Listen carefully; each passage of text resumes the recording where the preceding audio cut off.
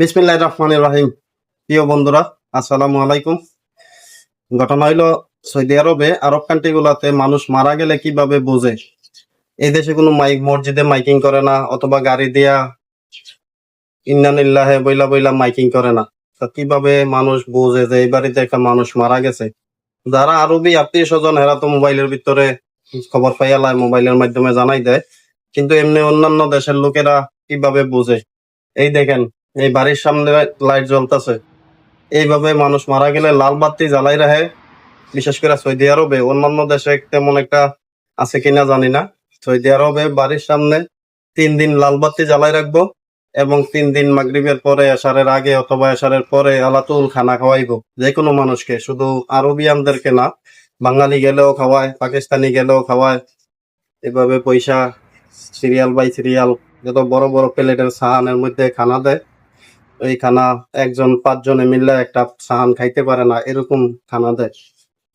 তো এই দেশে আসলে সিস্টেমটা এরকম একদম নিরিবিলি। মানুষ মরলে চিল্লা ফাল্লা, কান্নাকাটি, মাইকিং, কোনো কিছু হয় না। এইভাবেই বিদায় করে দেয় ঠান্ডা মাথায়। তবে খাওয়ার সিস্টেমটা আছে যে সবাইকে খানা খাওয়ায় 3 দিন। কোনো জায়গা পয়সাওয়ালা হইলে হয়তো 7 দিনও খাওয়ায়। তো বেশিরভাগই 3 দিন। তো সৌদি আরবেই বেশিরভাগ এমন হয়। তো লাল বাতি দেখলেই বোঝা যায় যে এই বাড়িতে কেউ একজন মারা গেছে।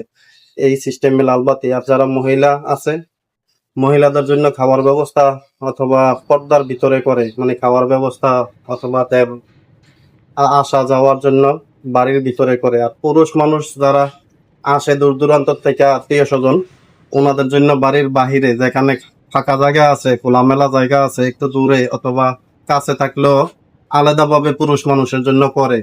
নিচে কার্পেট বিছায়, উপরে কোনো ছাউনি টাউনি নাই, কোনো কোনো জায়গা হালকা ছাউনিও দেয়। এই আর কি, এই হলো সিস্টেম। আশা করি বুঝতে পারছেন কিভাবে মানুষ মারা গেলে বোঝা যায়। সবাই ভালো থাকবেন, সুখে থাকবেন। আল্লাহ হাফেজ।